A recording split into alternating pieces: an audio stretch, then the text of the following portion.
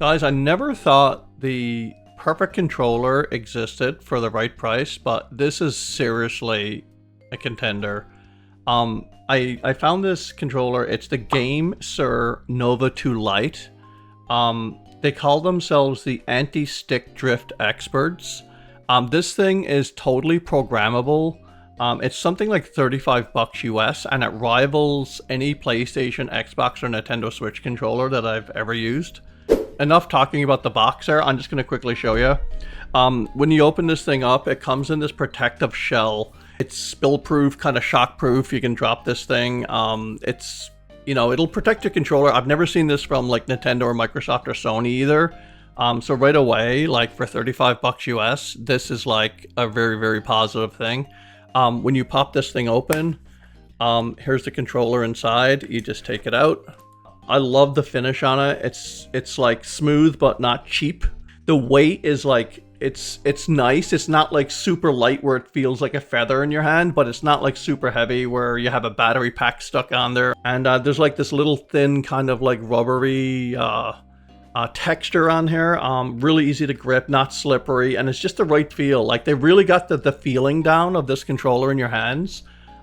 It seems like they've done a lot of work with that. You could probably buy two for the price of a PlayStation or Xbox controller, or you could just buy this and a few games. So quickly, I'm just going to slide over to a technical review by Jacob.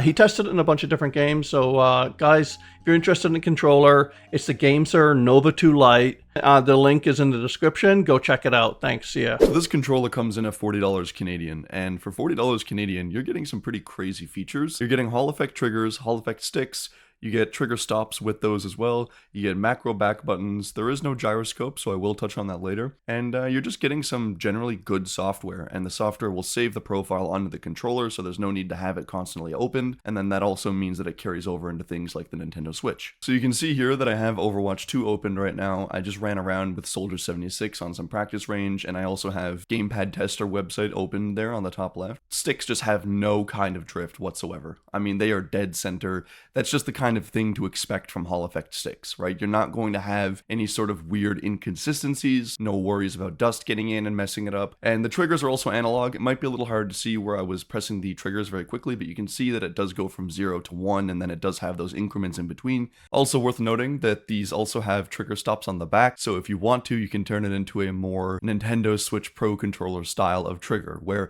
it doesn't need to travel very far in order for it to be considered a full trigger press. I didn't use it that much, but from when I did mess around with it, I found it to be reliable. You know, I personally wouldn't use it, but I still think it's good. I've got some footage here of me playing Dark Souls 3 with the controller, you know, same kind of layout and everything. This time though, I have one of the back buttons tied to the B button so that I can run while looking at the same time. I've always found it a little weird in Dark Souls how they have that handled, so if you want to run, you have to kind of contort your fingers a little bit to look at the same time. But again, you know, that problem can just be fixed if you have one of these back buttons tied to that run button. You don't need to worry about having to weirdly move your fingers around on the controller to try and do all of that stuff at the same time. Unfortunately, this controller does not have gyroscope support. So in that clip of Splatoon 3 there, you can see I'm trying to look around with the controller with gyroscope aiming, but I can't. So in the case of Nintendo Switch games, there are quite a few that do have gyro support, and I think Splatoon is probably one of the biggest. You're just not going to get that feature here, which is unfortunate because Splatoon 3, I would argue, is way better with gyroscope aiming than your traditional stick aiming. And this also extends over into PC games that give you the support for gyro aiming, which a lot of people do enjoy. Myself personally, I also really enjoy. I think it gives you very fine aiming and precision when you need it. It's unfortunately not going to be there though, so that is one thing to keep in mind if you're buying this controller. Do you like to use gyroscope aiming on PC? When you're using this controller, you have the option between wired at 1000 Hz polling rate, wireless 2.4 GHz at 1000 Hz polling rate, and then Bluetooth connectivity. I never had any issues with latency when using the controller in both wired, wireless, and Bluetooth, so no input drops, no hiccups, no stutters, nothing like that. It just felt like a smooth, reliable controller.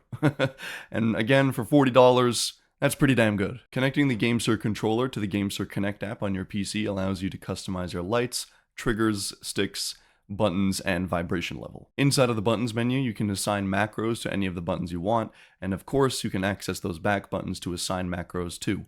You can see there that you can also use a recording option and basically just enter any kind of input you want and then press that button again in order to save the input to that button. Quick little demonstration here of the macro feature also working on the Nintendo Switch.